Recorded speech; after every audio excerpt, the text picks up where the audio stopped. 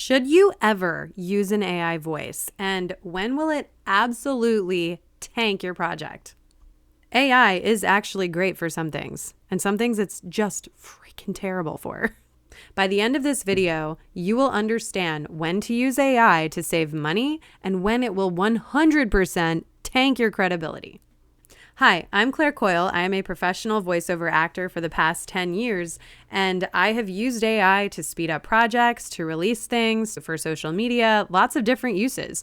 But I also understand when people are searching for a natural human connection, don't use AI.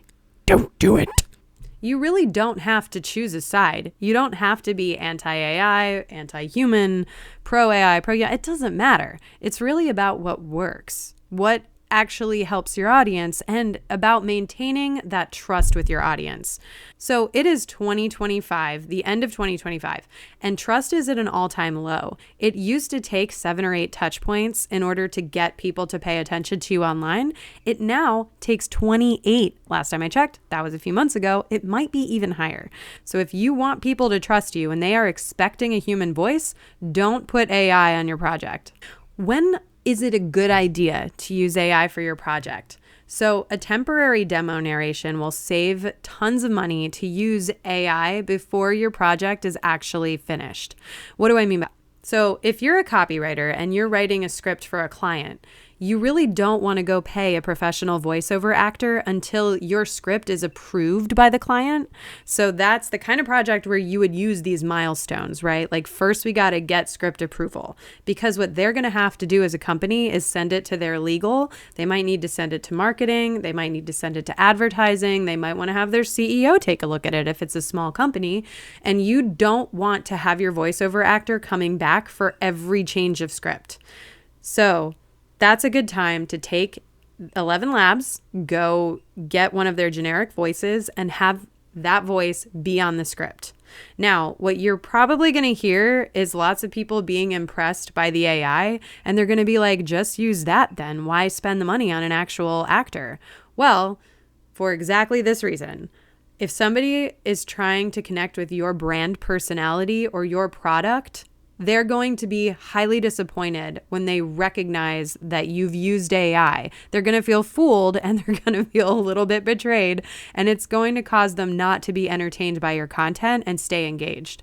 Because that's why people get on social media, turn on the TV. They do it because they want to be entertained, not sold to. So if you're trying to do something where people get a chance to connect with your brand through some kind of storytelling, which is the best way to make ads work, don't use an AI voice for that, but do use it as your placeholder. Don't spend extra money having your voiceover actor come back a billion times. It's exhausting and you'll spend more than you have to. So anytime you're doing internal only content, like something that only your team is going to see, and it's just something like a step 1, 2, 3, 4, like here's how to log into the system and set up your name and password, you really don't need an actual human voice on that. I don't ever care if an AI is talking to me if I'm literally just trying to learn the steps to fix my drain. So if you have high volume and low emotion material, the key meat in that kind of content is the tips and the tricks. Like that's what's going to bring people in. Don't spend a ton of money on a voiceover actor to do that, because people aren't drawn to that for the voiceover actor or the human connection. They're using you for the data that you're giving them. So if you are like a lower budget company that is a startup, or you're just starting out, or you just have a very tight budget, that's a great time to use AI, because you can use it for what's called a proof of concept in the film world. Typically, investors don't want to throw a bunch of money at a film idea. They want a concept of what the final product will look like. So many times people will film like 10 minutes or a full episode first, and maybe they don't have the best voice actors or the best actors or the highest quality production value, but they're just trying to get a concept across to get investment. So when you're doing something like that and you have a lean team and a lean budget, use AI. Now, caveat, if your proof of concept is meant to get emotional engagement and that's the hook and that's what people are coming for, that's when you might want to save up your money and use an actual actor, actual voice actor, what have you. When do you not, absolutely never want to use an AI voice? So anything where you're selling a product or brand or a brand personality. So let's say, for example, Jeep is about adventurous people who go out and break the mold and drive off the road. And it's classic, just they're rebels and they do their own thing. If you're making a script that's based on that, you really don't want to have a voiceover come across as AI to your audience, because they're going to pick it up and they're going to feel less, which is not what you want. You want them to feel more.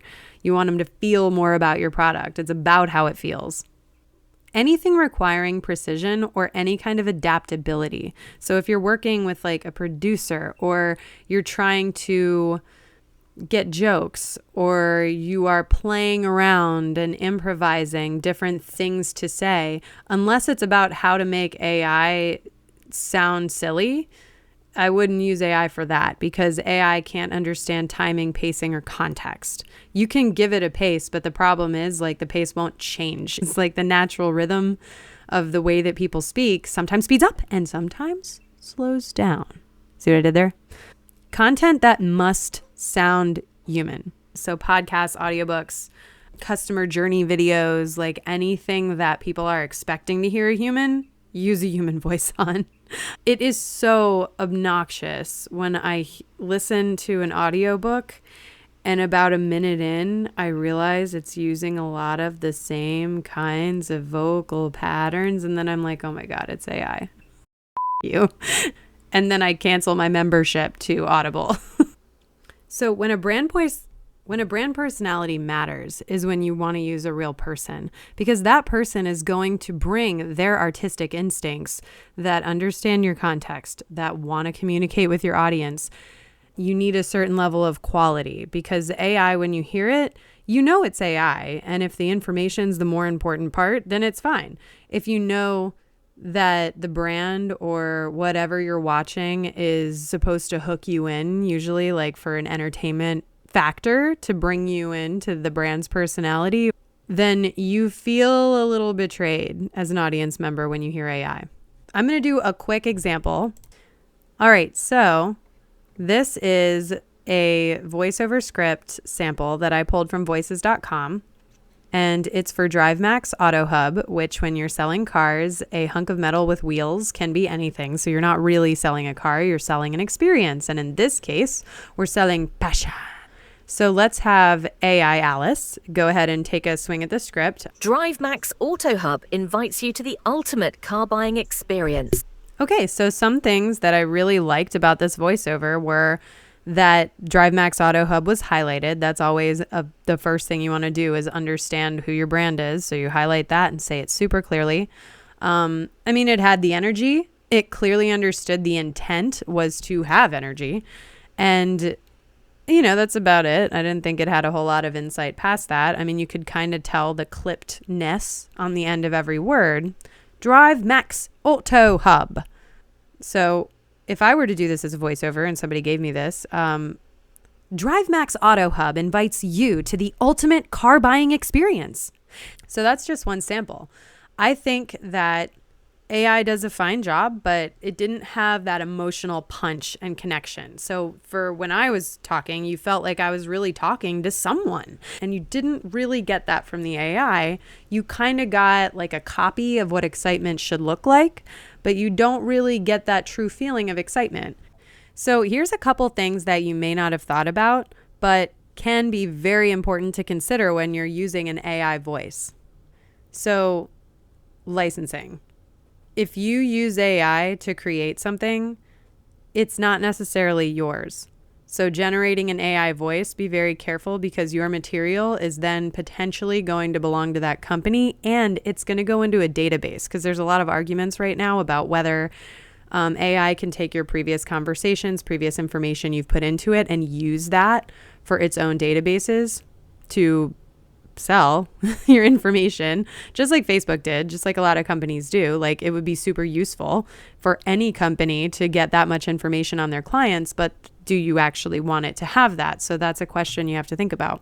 It's sometimes can be pretty hard to revise naturally with AI. So you have to go ahead and like change the different inputs for emotion. And now you can go through with 11 Labs. They have an option where you can go through and each syllable you can adjust it up or down, and you can manually go ahead and like try to make the voice sound as much like human as possible.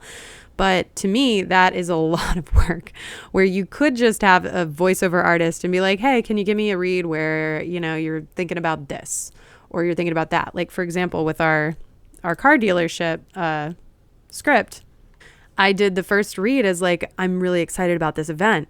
But let's say they wanted it to be like you're whispering to a friend, like it's a secret, you know? So I might deliver it like this. DriveMax Auto Hub invites you to the ultimate car buying experience. You can hear what I mean by like an immediately different read. And you get all of the inflections in one person without having to go through each word and try to trigger a different reaction from the AI. So in some sense, it's a lot less work to just hire a person. So the other thing that can be really important to think about is brand dilution. What do I mean by that? So there's a lot of noise on the internet. My husband and I, we don't actually even have cable TV. We really just use apps to watch from. So like Peacock, Netflix, YouTube, like that's how we get our entertainment. So there is so much noise on every channel because a lot of them, except for Netflix, will throw commercials at you whenever you're watching something, and you don't want your brand to blend into the noise. And those voices that people associate with your brand, be very careful about how you choose them. They'll hear an AI voice, and that voice will trigger them to kind of place your brand into the category of noise, and you don't want that. You want to stand out. So there's also ethical considerations to make. Not every voice actor is being paid appropriately, and there are, in some cases, having their voices stolen. So they're not getting paid for every clone that they produce. I actually just had a project that was advertising like $100,000 for a 3-year buyout to use a voice clone. And it was going to take a certain amount of hours for a month or a couple months. And that was going to turn into a voice clone that this company would use. And by the time I got through like maybe the 3rd or 4th audition, it became clear that this wasn't what was happening. I was training a text-to-speech bot, but I was not being paid the way they were advertising it. So how do you actually decide? Like, how do you go about making the decision of, am I going to use an AI voice or should I use a real voice? So the first question to ask yourself is, do you need emotion in the script? Use a human. Is this customer facing? So is this going to go out to your potential customers, like on YouTube, social media? Is it going to be an actual commercial that you're going to place on platforms like Hulu, Netflix, whatever? Use a human. Is timing or comedy crucial? Use a human. Is it temporary or is it internal? Use an AI. Do you want this project to stand out or to become noise? Use a human. If you're looking for a human performance for your brand or audio project and you like me, then my booking link is below and go ahead and book a discovery session. So am I 100% wrong and you've had AI work really well for you and your projects that require emotion and basically the opposite of everything I just said in this video? Drop a comment below because I want to hear about it. I want to know. AI is not the enemy. It is a phenomenal tool, and it's unbelievable that we get to live in this time where you can use a tool like that.